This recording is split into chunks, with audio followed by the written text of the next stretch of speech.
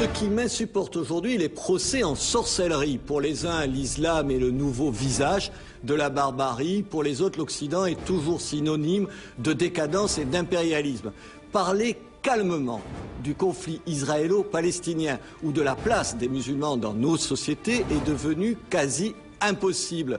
Politiciens, démagogues, extrémistes religieux, intellectuels de plus en plus sectaires, chacun jette de l'huile sur le feu. Au détriment de quoi? De la raison, bien sûr, mais aussi, à terme, de la paix.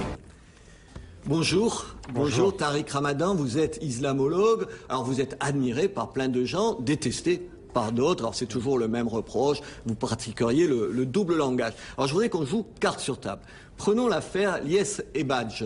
Vous vous rappelez, ce garçon soupçonné de polygamie vient d'être il vient d'être mis en examen, mais il est libre. Il n'est pas accusé de polygamie, il est accusé de fraude, d'escroquerie, de fraude aux allocations familiales et tout. Vous allez quand même pas le défendre. Non, mais dès le départ, sans connaître même les tenants et aboutissants du dossier, j'ai dit s'il y avait polygamie, donc c'est contre la loi, ça n'est pas possible. Si en plus il y a fraude, ça n'est pas acceptable. Mais ce que j'ai ajouté, aller jusqu'à lui retirer la nationalité, c'est une chose qui ne correspond pas à mon sens. Plus personne n'en parle. Si.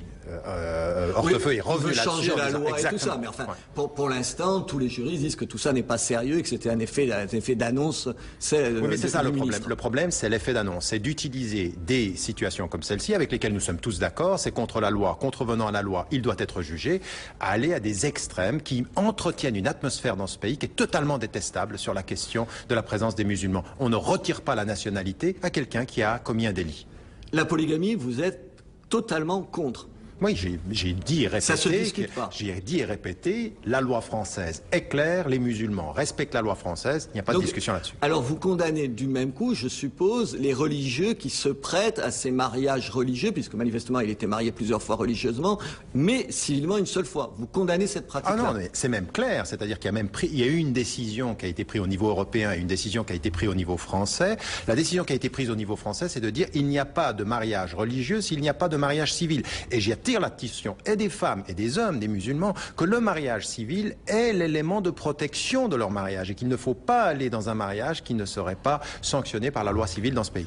Ça participe quand même à une mauvaise image de l'islam. On a entendu, j'ai encore en tête ces déclarations, vous vous rappelez, il disait « Ah, mais j'ai des maîtresses et puis c'est pas interdit en France, d'ailleurs pas par l'islam, c'est lui qui le dit. » Tout ça, ça participe à cette mauvaise image. Oui, alors c'est pour ça que là, je crois que vous avez parfaitement raison et il faut qu'on l'entende. C'est-à-dire que autant il y a une atmosphère dans ce pays qui est entretenue par certains politiciens, certains intellectuels concernant l'islam, qui ne va pas du tout. Autant du point de vue des musulmans, il y a de la part de ce jeune homme, comme de la part d'un certain nombre de leaders, d'intervenants sur la place publique, qui tiennent des propos au nom de l'islam ou par rapport à l'islam, qui sont totalement inacceptables et critiquables, et que l'on doit critiquer cette attitude de ce jeune homme, de A jusqu'à Z, d'aller jusqu'à la provocation, de mener une conférence de presse. Sans il n'y a même pas de discussion. Alors justement, vous avez été aux Pays-Bas, vous avez enseigné aux Pays-Bas et tout, vous avez vu, je suppose comme moi, les résultats. C'est absolument incroyable. Ce parti, il est passé à 29 représentants, il en avait 4 fois moins et tout, un parti d'extrême droite qui se définit contre l'islam. Qu'est-ce que vous en pensez? En même temps, est-ce que c'est pas... J'entendais un socialiste hollandais qui disait ce matin, oui, mais enfin, je suis né dans une rue hollandaise et je vis aujourd'hui dans une rue qui est du Moyen-Orient. Vous comprenez que les gens sont inquiets par ça? Alors, la compréhension de l'inquiétude des gens, de la peur des gens, je dis à tout le monde, à tous les intellectuels comme à tous les musulmans européens, vous devez respecter les peurs et répondre aux questions et surtout sortir de vos ghettos intellectuels et géographiques et sociaux pour entrer en communication.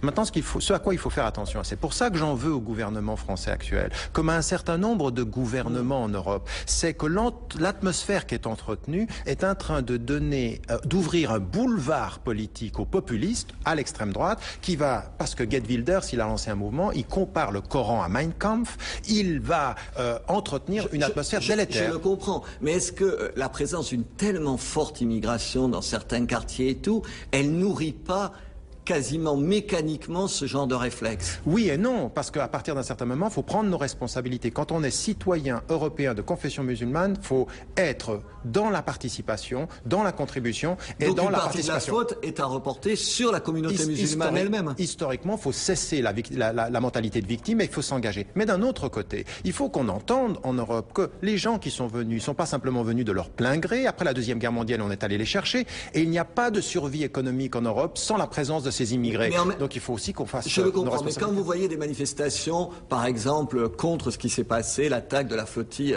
pro-palestinienne, et que vous entendez la manifestation ici, chez nous, des gens crient « mort aux Juifs », enfin, attendez, ça bouleverse tout le monde. Non, ça c'est inacceptable. Et encore mais ça une fois, arrive tout le temps. Non, mais attendez, tout le temps. attendez, ça arrive tout le temps. Mais entre ce qui se disait il y a 30 ans et ce qui se dit aujourd'hui dans nos manifestations, où en plus des citoyens français de toute origine, de toute participation politique, de la gauche à la droite, descendent dans la rue et disent au gouvernement israélien ce que vous faites est inacceptable, mais nous ne voudrons jamais accepter la tentation antisémite, et que des musulmans le disent, comme je vous le dis maintenant, l'antisémitisme est anti-islamique, inacceptable de A à Z, mais la politique du gouvernement israélien doit être condamnée pour ce qu'elle est aujourd'hui quand elle s'attaque à des humanistes, après avoir tué des civils, ont tué des non-violents, ça ne va pas. En même temps, parlons clairement, les gens qui étaient sur le bateau, pour avoir fait de l'humanitaire pendant 20 ans, il y avait des humanitaires. Mais il y a aussi des militants proches du Hamas qui font de la politique, qui font pas de l'humanitaire dans cette affaire-là. Évidemment, mais attendez. Vous n'êtes pas naïf, vous n'êtes pas un imbécile, vous savez très bien. Ni vous ni moi ne sommes naïfs. Des gens qui sont allés dans le bateau, ils disaient deux choses. Ils disaient, on veut entrer en solidarité avec le peuple de Gaza.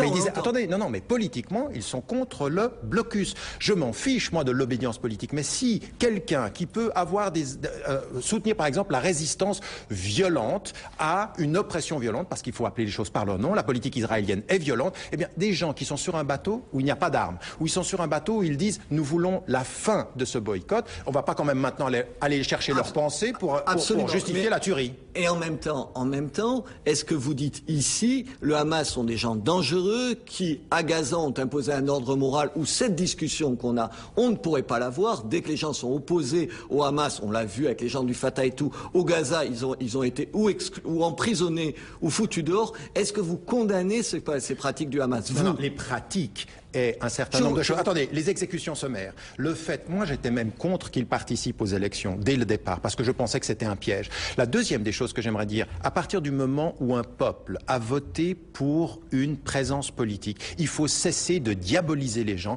Il y a, attendez, sur les 10 dernières années, le Hamas et son leadership a évolué dans sa relation avec les Israël. Il dit quand même encore l'existence d'Israël. Ils ne veulent pas d'Israël. Mais le Likoud parle d'un grand Israël. Non, mais attendez, si on va... Mais c'est pas parce que le Likoud dit une chose que vous êtes obligé de dire ça excuse les autres. Non, ça n'excuse ni l'un ni l'autre. Il faut être pragmatique. Qui discute sur le terrain et qui est prêt à discuter sur le terrain? Vous ne pouvez pas aujourd'hui, à la face du monde, dire le peuple palestinien s'est trompé, on ne discute pas avec ses élus. Il y a énormément de députés européens. Est-ce que vous prenez des distances avec le Hamas? Toutes les pratiques qui sont, à mon sens, sur le fond, vous êtes, vous, personnellement, parce que vous pesez dans la communauté musulmane, vous êtes pour un État d'Israël à côté d'un État palestinien? Moi, je suis pour deux choses. Comme étape, deux États, mais mon souhait, c'est une coexistence de citoyens égalitaires devant la loi. Je ne veux pas... Non, attendez, je ne veux pas... Attendez, vous me dites que c'est pas réaliste. N'importe qui va aujourd'hui sur le terrain, vous dit les deux États tels que vous et moi pourrions les rêver, ce n'est plus possible. Je sais, non, la question n'est pas là. Mais les Israéliens... Non, mais vous pouvez pas passer du principe à la réalité. Mais les Juifs qui vous disent, dans un même pays, nous, avec des musulmans qui ont 4 fois plus d'enfants, ça veut dire qu'on est noyé et qu'on est absolument exclu de cet État. Vous l'entendez, cette peur-là? Je l'entends, raison pour laquelle je dis qu'il n'y a qu'une seule solution quand nous sommes avec une minorité culturelle, c'est l'État de droit, État égalitaire. Non, mais attendez. Vous dire qu'avec les pays arabes autour d'Israël, l'État des droits, vous avez quelque inquiétude quand même. Non, mais attendez, moi je vous parle pas de faire de dupliquer les États arabes. Non, pour moi ce ne sont pas ça les modèles. Non, ce ne sont pas ça des modèles. Je préfère. Pour le Hamas, c'est un modèle qui n'est pas la démocratie. Je pense que le Hamas non plus, comme aucun État de mouvement de résistance n'est pour la dictature. Ce que je dis simplement, c'est qu'il n'y a qu'une seule chose pour la coexistence, l'état de droit, citoyenneté, égalitaire. Et qu'aucun citoyen n'ait de prérogatives en Israël ou en Palestine ou dans n'importe quel état du monde par son obédience religieuse. C'est tout, c'est aussi simple que ça. Une toute petite question sur Hortefeux. Enfin, c'est déplacé, c'est de l'humour, de mauvais humour. Mais enfin, vous trouvez quand même pas que c'est un peu injuste et ridicule cette condamnation?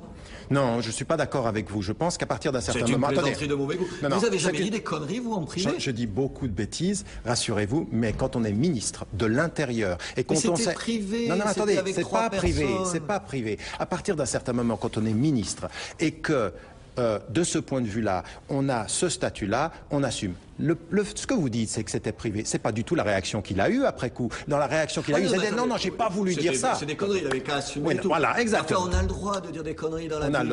On a le droit de dire même des quand bêtises. On est ministre. Non, quand on est ministre, on les assume d'autant plus, on n'essaye pas de passer par la petite porte. Quand on passe par la petite porte, il y a le juge de l'autre côté, c'est une bonne chose. Tariq Ramadan, merci. Ménard sans interdit, c'est terminé. Je vous retrouve demain à la même heure. Au revoir.